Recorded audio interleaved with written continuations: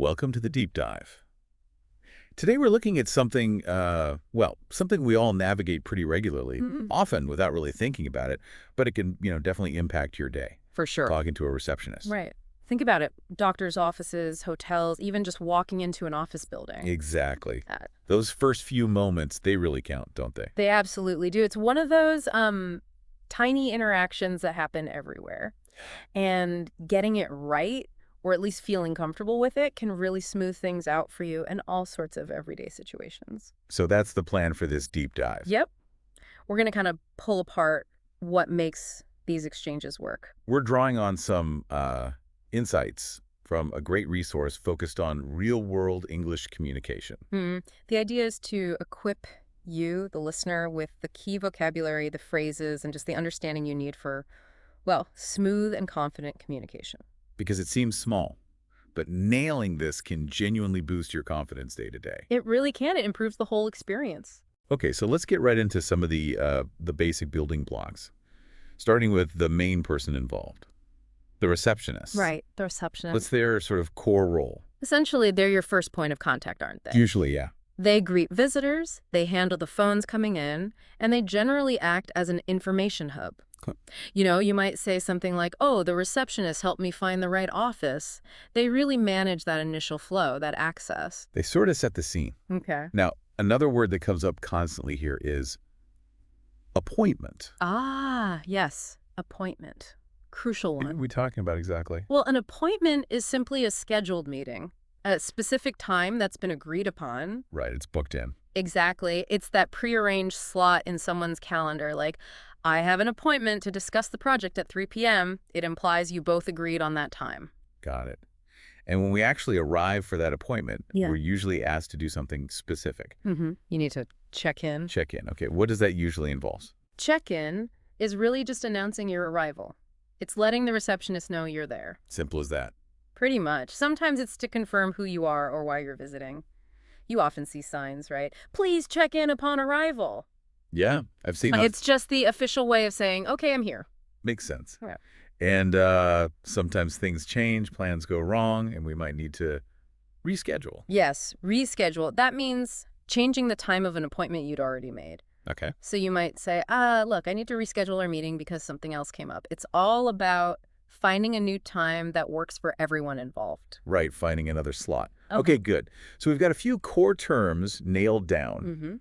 Now let's see how these actually, play out in a real quick interaction. Okay, yeah. Let's listen to a typical example. This is pretty classic. It shows how these bits of language fit together. Exactly. And notice how clear and polite both people are. It's efficient. Okay, here we go. Imagine this. Good morning. I have an appointment with Mr. Jones at 9 a.m. Good morning. May I have your name, please? David Chen. Thank you, Mr. Chen. Please take a seat in the waiting area, and I'll let Mr. Jones know you've arrived. Thank you. Short and sweet, wasn't it? Very. Does the job perfectly. Let's pick apart a couple of those lines. The visitor starts with, "Good morning. I have an appointment with Mr. Jones at 9 a.m." Yeah, what's good about that opening? Well, it's immediately clear, isn't it? Totally. The visitor states exactly why they're there right off the bat. Gives the name, gives the time. All the key info. And the good morning just sets that polite tone, doesn't it? Nothing too fancy, just nice. Right. And then the receptionist replies, "Good morning. May I have your name, please?" Direct, but still, courteous. Exactly. It's standard, it's efficient, it gets the info needed to move things along. And asking, "May I have?" feels a bit softer than just your name. It does, yeah. A little touch of politeness. Then there's the instruction. Please take a seat in the waiting area. Again, clear, polite, standard stuff. It's a gentle direction, lets the visitor know what to do next. While the receptionist does their bit. Right, while they go and tell Mr. Jones your 9 o'clock is here, or whatever the process is. Okay, so that's the basic flow. But sometimes we have other questions, right? Things we need to find out when we're there. Oh, absolutely. Being proactive with questions can really help your visit go smoothly. So what are some common things you might need to ask a receptionist? Well, think about practical stuff, like, could you direct me to the restrooms, please? Yeah. Always a useful one. Definitely. Or maybe, is there likely to be a long wait or something? Exactly. Is there an estimated wait time? Helps you manage your own time, Good one. Oh. What else comes up often? Well, maybe something's happened and you need to ask, I was wondering if it might be possible to reschedule my appointment.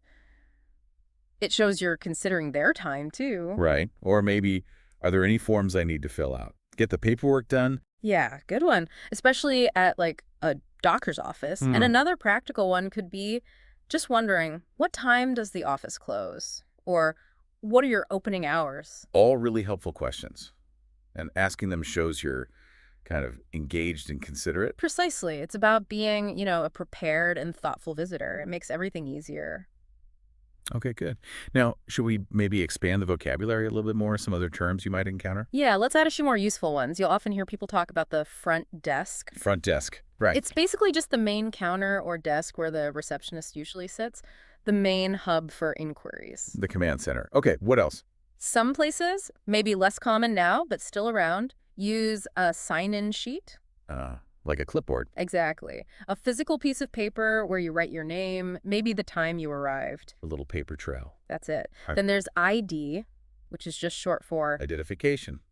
Driver's license, passport, that sort of thing. Right. You might be asked for ID for security reasons, or just to confirm it's really you for the appointment. Good to have it handy then. What about confirmation?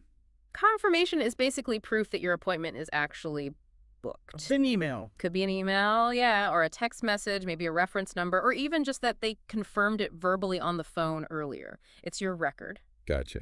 And lastly, what's a walk-in? A walk-in is simply someone who shows up without having made an appointment beforehand. Okay, they just turn up hoping to be seen. Exactly. Some places accept walk-ins, others strictly don't, depends on the context. Right, so having these terms in your toolkit helps you understand what's going on in these different settings.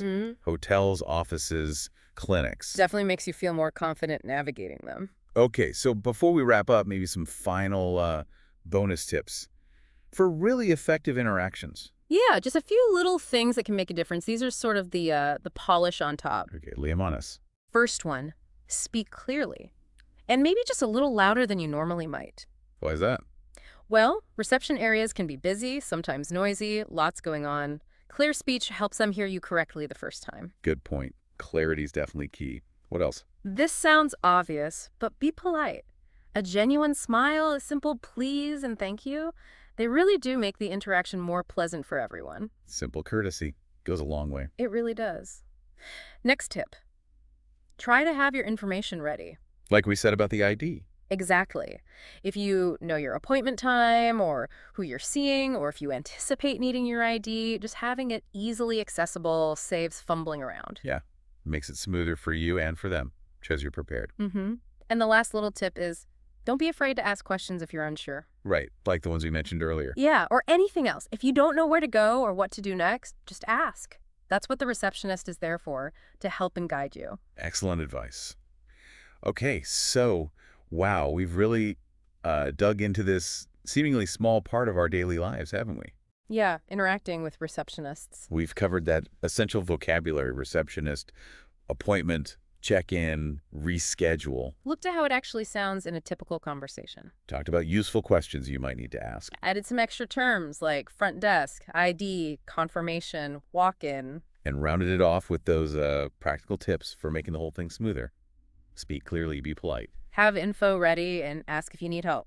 It's quite a lot when you break it down. It is. And it's fascinating, I think, how paying attention to these small details in how we communicate can have a real ripple effect. How so? Well, it just makes our own experiences a bit more pleasant, more efficient. And by using clear, polite English, you're not just getting what you need. You're also making it easier for the receptionist, contributing to a better interaction overall. Exactly. It's a two-way street. It's about moving through these everyday moments with a bit more intention and awareness, maybe. Yeah, I like that. So a little challenge for you listening this week. Mm. Next time you find yourself talking to a receptionist, maybe at the doctor's, or checking into a hotel, or just entering a building, really pay attention. Notice the words they use, the flow of the conversation. Think about how the things we discussed today could apply. You might just find yourself noticing new details in these really common encounters. And maybe appreciate them a bit more. Yeah, and that kind of leads us to a final thought for you to maybe mull over. Okay. How might being more mindful, more skilled in these kinds of, let's call them micro interactions, Hmm. how might that influence your overall confidence? Ah, interesting. Your confidence in navigating all sorts of different professional and social settings. Consider how mastering this seemingly small skill could actually have, well, broader implications for your daily life. Something to think about.